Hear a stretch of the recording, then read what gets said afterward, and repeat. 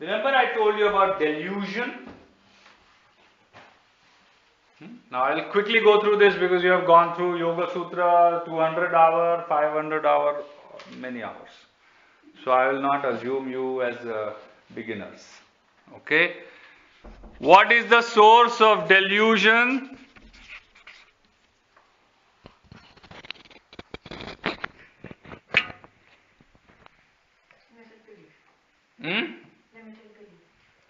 Limited beliefs. Yes, correct.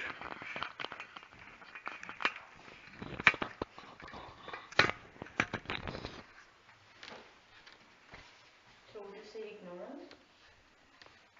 Now you give me answers. I will write whatever I want to write anyway.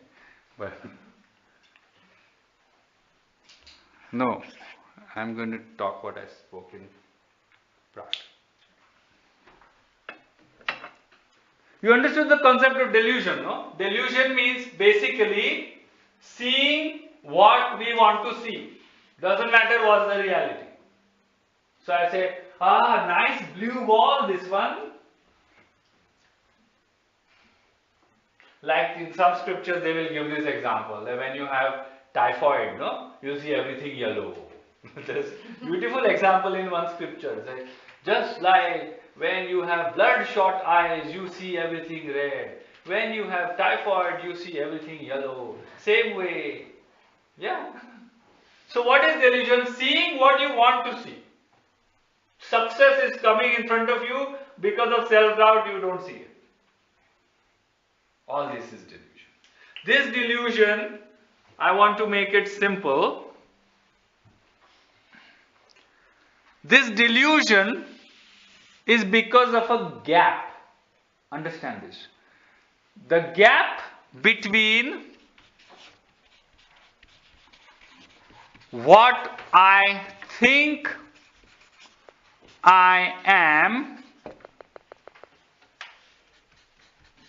and what I am.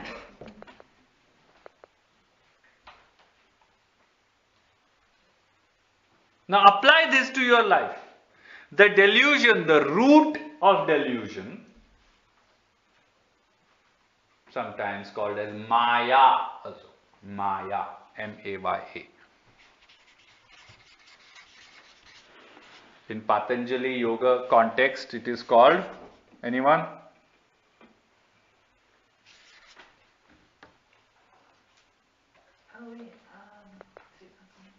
Allegra. Okay. Abyssinia.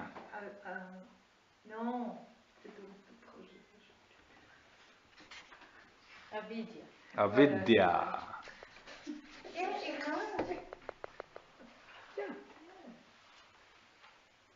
Ignorance. So, the gap between what I think I am and what I am, not what I may be.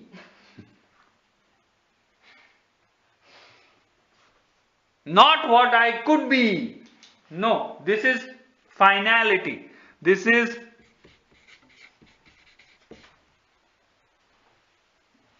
and what is this?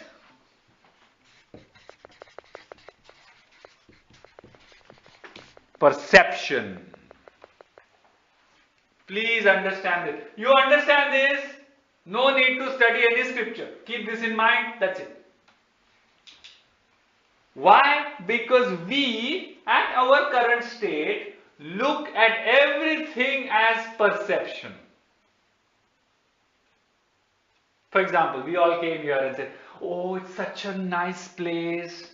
And then your neighbor said, yes, it is nice. And then everybody says, yeah, really, it is nice. But this place is as it is. It is a place. And that's how it is. If you came here in February, you will not say it is nice.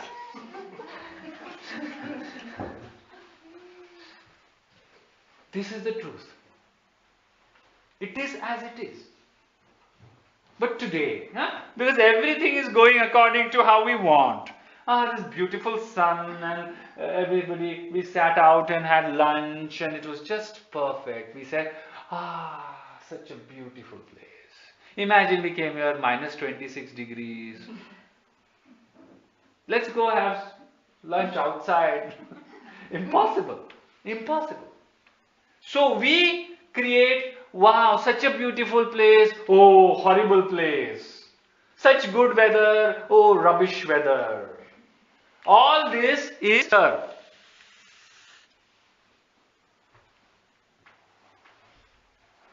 What we are is here.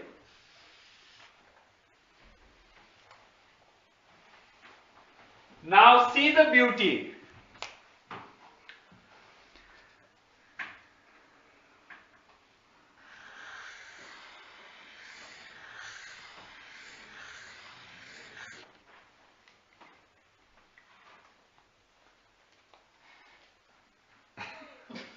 You are smart, you are very intelligent people. What did I isolate?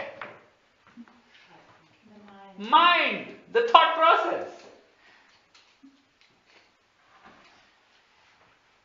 Isn't it? You see that? I take this out, it's exactly this.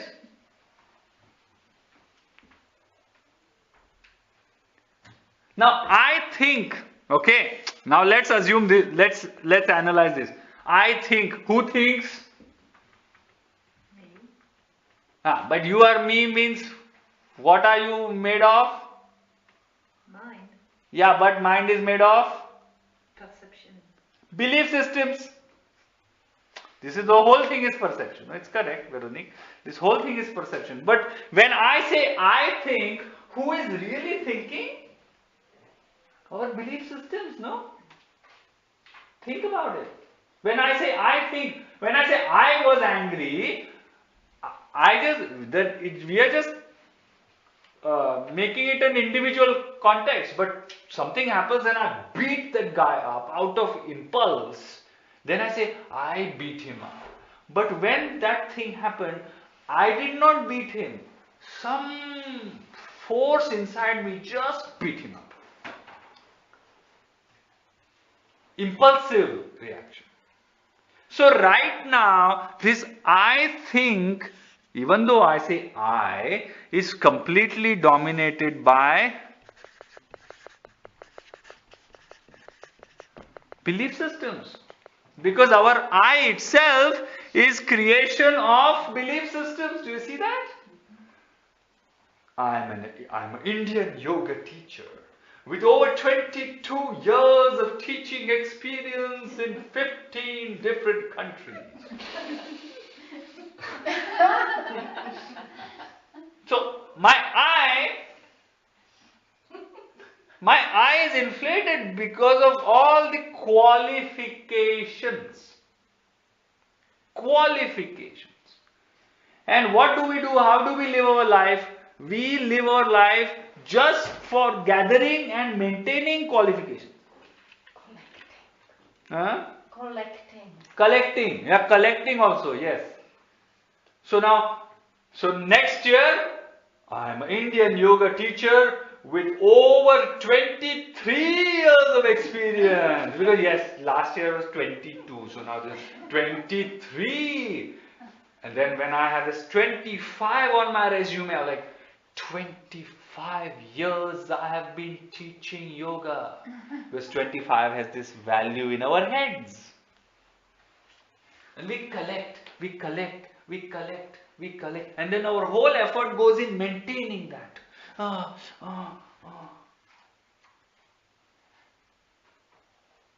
And where are we really? Far, far away from all these games. Do you see that? And this is the truth. This is the truth, but this is also the truth. Because we can't ignore this. This is our truth, which has a conceptual falsity. Do you understand? It is big, huh? What I'm just saying here. That's it. Our whole life goes in maintaining this, watering this, feeding this. And we are afraid to shed this. The worst is, This becomes so much a part of it. Our whole building of I think is raised on the ground of this. And when one belief system crashes, the whole building shakes.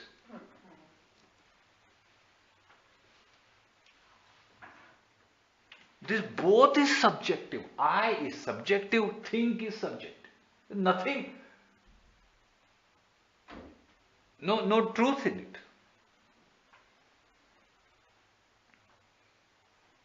Now comes the next point. The bigger the gap between these two, the deeper you are in delusion. The farther away you are from what I am, the deeper you are involved in chasing objective reality. But I have to wear this, I need to look presentable. Yes, of course. You need to look presentable. Yes, we live in a civil society. But not only this.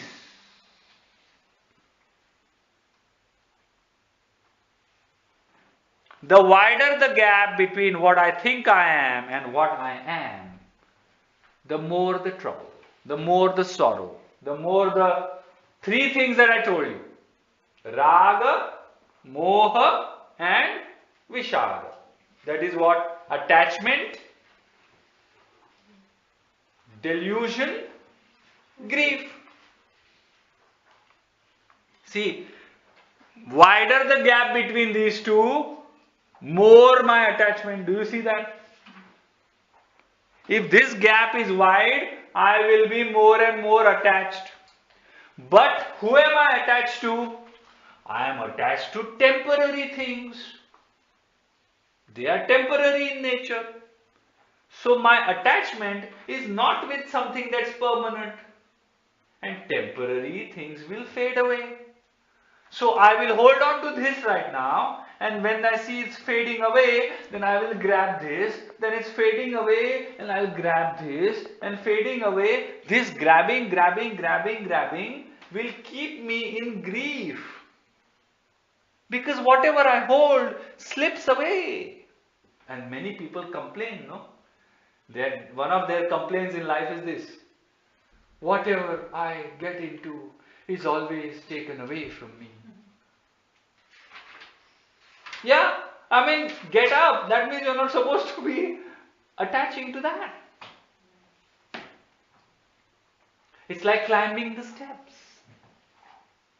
When will you successfully climb the stairs? Only when you're ready to let go of the bottom step and put the foot on the next step. If you're not ready to let go of the bottom step, you will never reach the floor. Life should be like this. I am not saying don't catch. I am saying catch, but don't attach. Catch it, leave it. Catch it, leave it. Catch it, leave it. Whatever it may be, whatever it may be. And by telling you this, I am building up the context for the first verse of chapter 6. So please be attentive when thinking of this. Hold. It's like this. When you go skiing, no? There are those, what are those capsules that keep coming, no? And then what do? You hop onto it. And you go on the top of the mountain because you want to ski down. And then when you reach there, you get off. You don't keep sitting. You don't come to the mountain top of the capsule. Your job is you came here to ski. So it's taking you to the mountain top. So when you reach mountain top, you jump out. If you just want to sit on the capsule, what's the use? And this is the truth of life. The more the bigger the gap, the more attachments. More the attachments, more the sorrow. More the sorrow, this goes in layers and layers and layers and layers and layers.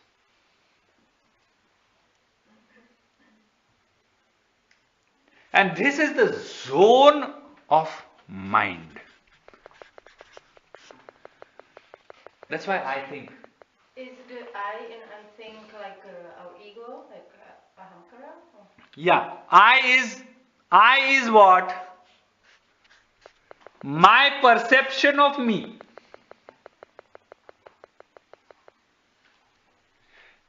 This I is not a perception. This I is for us to make a sentence. This I may not even be there. Am, just amness, beingness. You see, so this thing is a zone of mind. Is this a zone of mind? No, this is a zone of intuition. This is an intuitive experience, and this is a perception. Big difference. You are using your mind, you're processing all this. This you just know. You just know.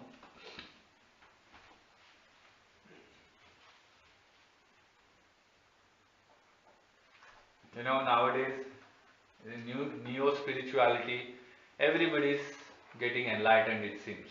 Every other way. On my Facebook wall, I have people posting that they have got enlightened. And I met 1.5 years ago, I met a person whose friend got enlightened. And then he had to go to another mystic. So I asked him, so what happened? Why did he go to that mystic? He said, oh, he went to that mystic just to confirm if he is really enlightened or not. And then that mystic told him, yes, he is really enlightened. So now he has claimed his enlightenment. Enlightenment is self-knowing and it's intuitive knowing. Even if 1,000 mystics stand there and say, no, you are not enlightened, if you know, you just shut your mouth and you get out.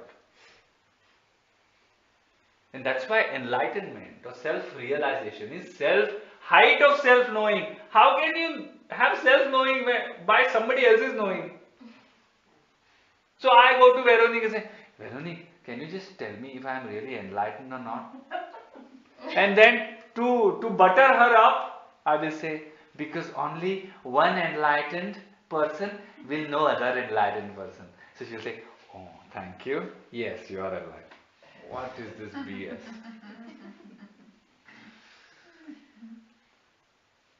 So this is intuitive knowledge. Have you ever experienced intuition? Like, simple things like you think of a sister, you think of your daughter and she calls you. Oh. How is it different than mind? So how is different than mind, and you think of her and then you call her and you say, oh, like this. No. Intuitive, you just know.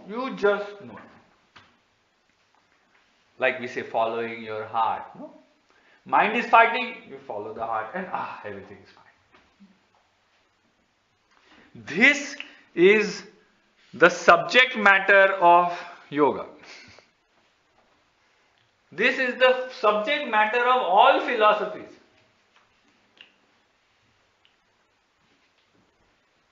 This is perception, this is truth. This is idea, this is experience.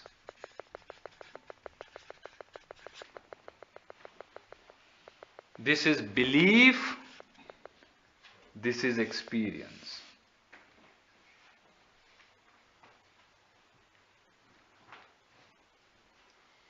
Now from Patanjali's point of view, okay, sorry to pull another scripture into this discussion. How will you relate this to Patanjali?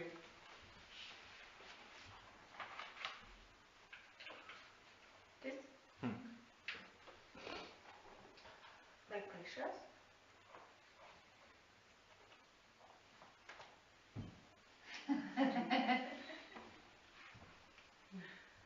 Chapter 1 verse 2.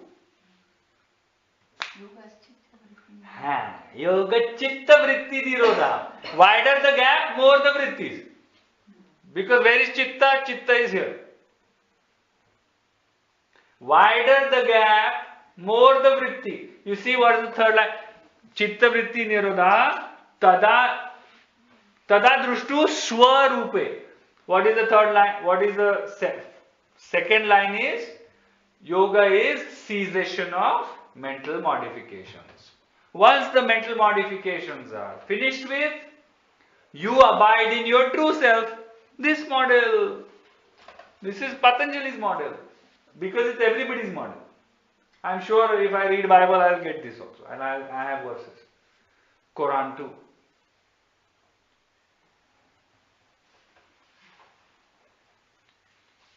So what Patanjali tells us to do? Yeah, he gives us all this Ashtanga yoga and all, but now this for yoga students and teachers, this will be important. Patanjali basically gives us one line. Abhyasa Vairagya Abhyam Tad Nirodha means what? Through Abhyasa and through Vairagya, you can finish with the mental modifications. Remember? Huh? So what was the context? Number one,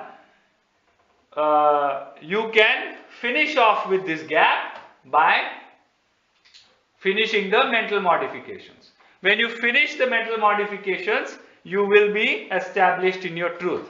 So how do you finish the mental modifications? By doing two things, Abhyasa and Vairagya. Huh? So Abhyasa and Vairagya. I am giving the English also. Abhyasa means constant practice, and Vairagya means constant, I am purposely using the word constant, detachment. Now see how I am going to fit this.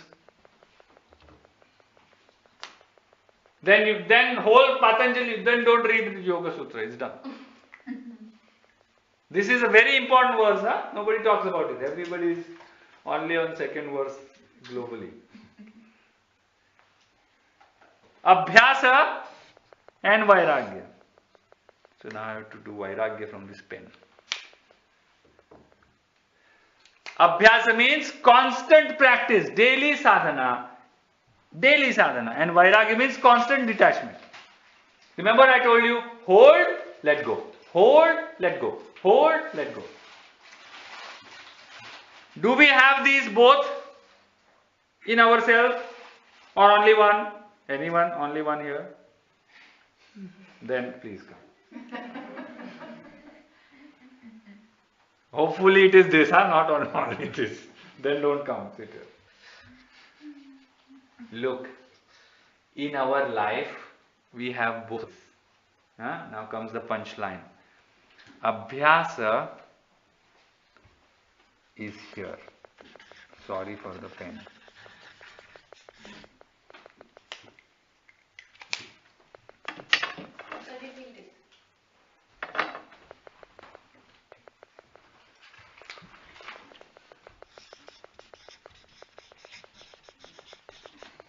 This is Abhyasa and this is Vairagya. That's it. Don't understand anything else. Means what?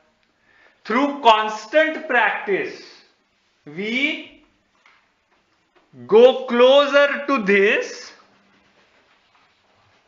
and through constant detachment, we go away from this. That's it. And one day, this gap closes. Done. Chitta vritti nirodha.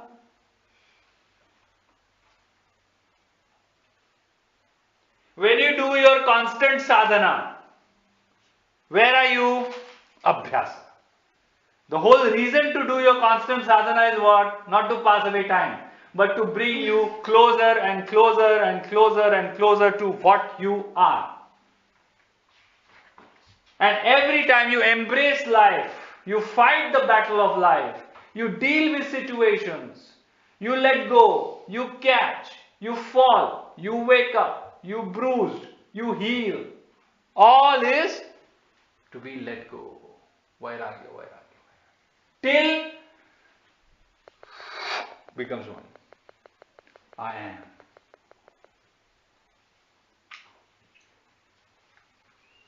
Is this understood? That's it. When you are constantly engaged in Abhyasa means practice, and Vairagya means detachment, slowly the gap will close. And a time comes when you don't have to do anything because you are established in your truth. End of Yoga Sutra.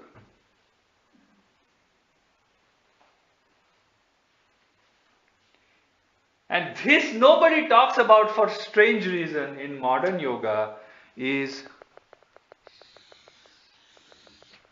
I have read very few. Have you, tell me honestly, have you read many articles about Vairagya? You all must have read so many articles on Yoga Sutra. Nobody writes on Vairagya. And by the way, Abhyasa Vairagya is not Patanjali's copyright. Abhyasa Vairagya, the same line comes in Bhagavad Gita also. Same line comes in Bhagavad Gita too. That means what? Abhyasa and Vairagya is a constant need on spiritual path. Practice, detach. Practice, detach. Practice, detach. I actually read a little bit. I cannot say that I never read about this. No, but how much? Like, if you read 100% articles on Yoga Sutra, how many percent of articles were about Vairagya, about detachment? But Yeah. But it's more like discussion about detachment and non-attachment. Huh. You know, So, more like linguistical. yeah. But for me, it's more or less the same. Then it becomes a little more just word play. But it's fine. It's for us to get convinced. It's okay. But you see, you cannot embrace your truth unless you are ready to let go of your perception. If you don't want to let go of your perception, then delay your experience of truth. If you don't want to stop dreaming, keep sleeping. But if you want to stop dreaming and wake up to the reality, then you have to come out of the dream. And this is why detachment is the most important aspect in spirituality after faith.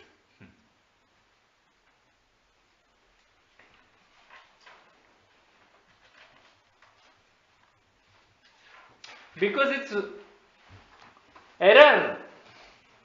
It's an error. This is an error. If you hold on to error, how will you embrace the correction?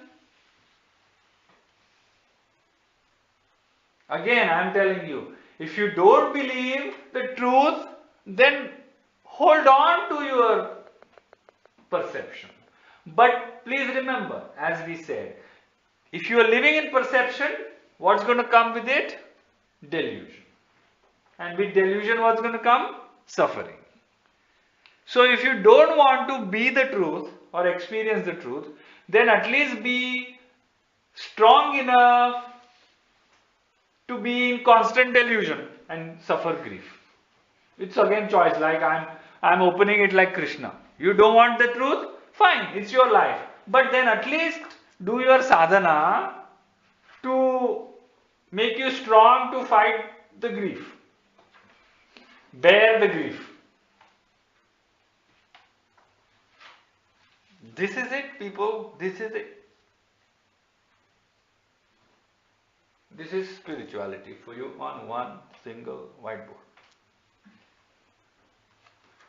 Then from Vedanta point of view, you can say this is avidya, this is this. From Christianity point of view, you can say this is the Satan, devil, whatever. From Islam, you can say this is kufr. You are a kafir if you are in perception. You don't regard Allah as the truth and the eternal. Allahu Akbar. What means Allahu Akbar?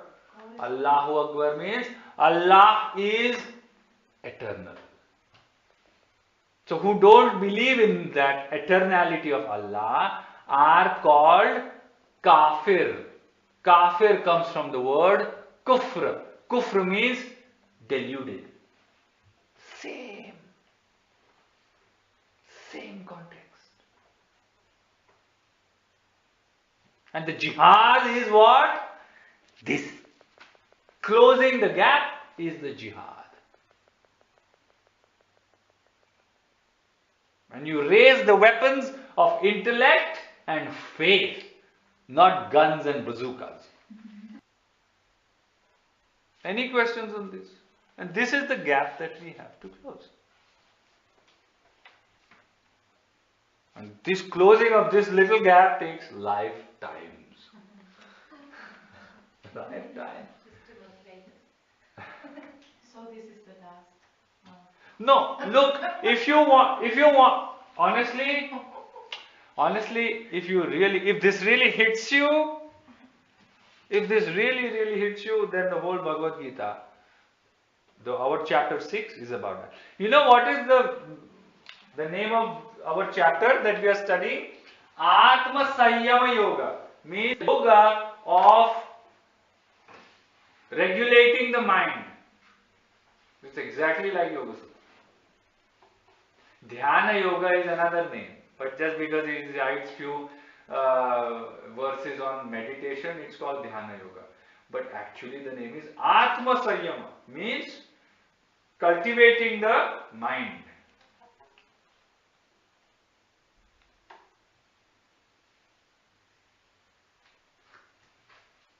And all our questions about spirituality, all our innocent questions about spirituality and valid questions about spirituality are because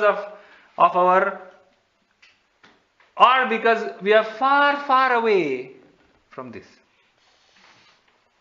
So our questions are out of ignorance, means not, our questions are because we are far away.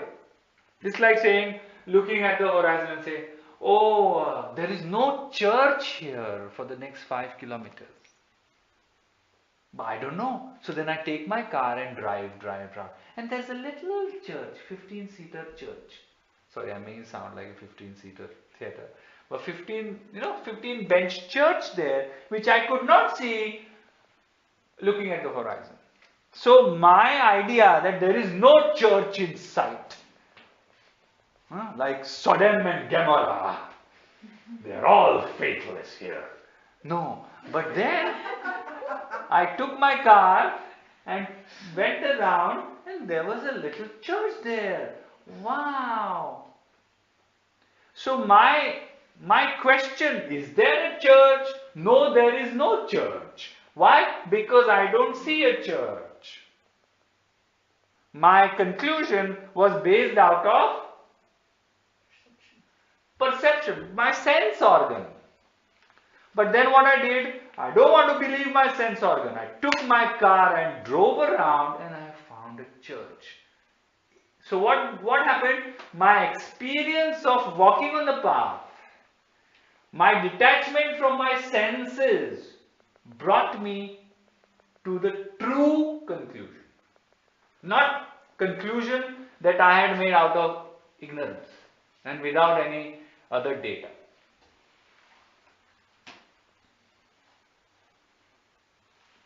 Okay?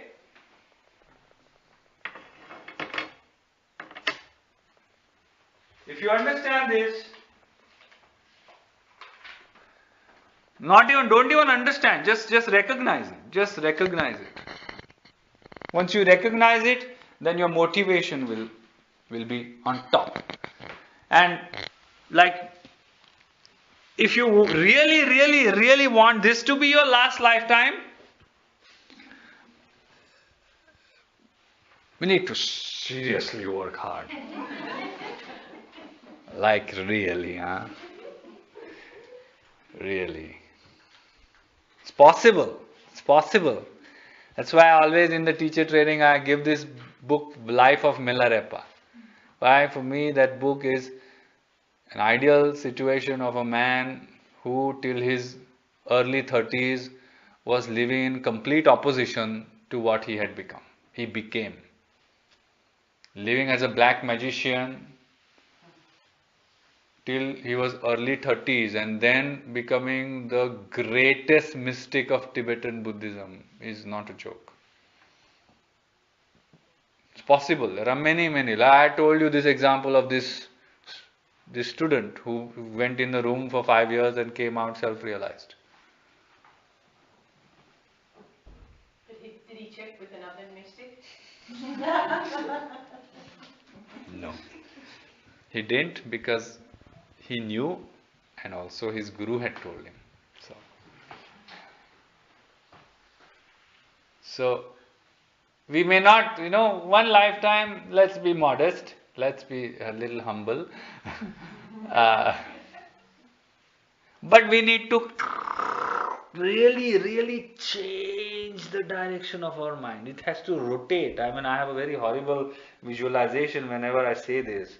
I feel like my whole mind just moves inside my head. Literally it's like that. Yeah. I have a question. I'm not sure I will be clear, but I think that there is some kind of confusion in understanding, especially in the yoga world, about this I think. It is mind and we have to still it. So it's like not to think anymore. But in another hand, in this reasoning that you were speaking about, and sharpen it. So can I interpret it into, because then the people is basically like saying, okay, because I'm yogi, I have to still the mind, so somehow I have to stop to think, which is not true. We have to think in this laser beam way and very sharp. So can I say that when I'm speaking about the mind and stilling the mind and this thinking, it's like wrong thinking and the wrong perception. And actually, when I'm working by practicing in the life and sharpening the reasoning, this is how I am cleaning. You have to think in a better frame of mind. Yeah. Remember, it's funny because just yesterday a student of mine asked me this. And I told her that our soul can never be separate from the mind. From yoga point of view, from some esoteric occult, I don't know. Mind and soul will work together. May not be the body. So mind is a reflective, perceptive aspect of the soul. So, if your mind is, that's why the example of mirror in Patanjali Yoga Sutra. If the mirror is dark or unclean, the soul will perceive itself as dark and unclean. So, we clean the mirror, and then when you have a clean mirror, the soul will perceive itself as itself. So, you can be thoughtless, but you will never be awarenessless. Thought is not the only aspect of mind. Awareness, self-awareness is also an aspect of mind. There are so many times when you are thoughtless. In meditation, many times. There are 1, 2, 3 minutes go in thoughtlessness. But your self-awareness is still there. So, right now, because we know our mind only as a thought-producing device, we think thought is the only thing the mind does. No. Mind thinking is like the bullets that the mind fires, but the actual gun is self-awareness. Sorry for this example, but thoughts come from self-awareness. That self-awareness is that what I am and what I think I am is the self-awareness, the gap. Yeah, I've read also some articles that no, you have to completely stop the mind, kill the mind. No, you cannot. From the philosophy point of view, is buddhi. Buddhi is the first accentuate or first output of soul. Through buddhi, it perceives itself. So how can you kill it? In Tantra, Shiva is the soul. Through Shakti, the Shiva sees himself. You can't kill Shakti. Impossible. It's the extended aspect of Shiva. Shiva is the true self, and through Shakti, Shiva perceives himself, Shiva acts, Shiva creates, and Shiva destroys.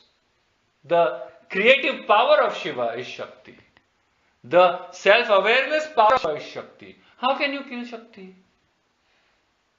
Yeah, so it's like follow your heart but bring your buddhi with you. Yes, yes. No, buddhi will come. But heart and buddhi are not. But buddhi means refined buddhi, sattvic buddhi, not tamasic. Then it's not heart. Then it's completely dominated mind. Okay?